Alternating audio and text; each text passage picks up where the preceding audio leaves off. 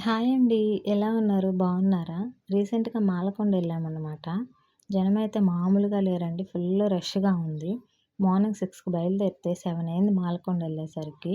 బండి మీద వెళ్ళటం వల్ల ఏమో పిల్లలైతే చాలా ఇబ్బంది పడ్డారనమాట.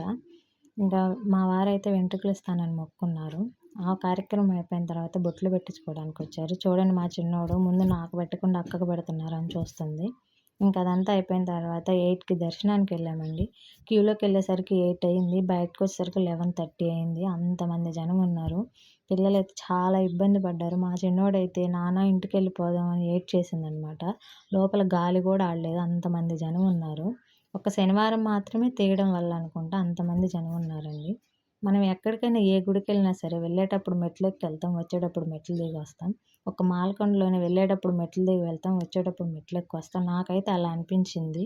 మీరైతే వీడియోకి లైక్ కొట్టి సబ్స్క్రైబ్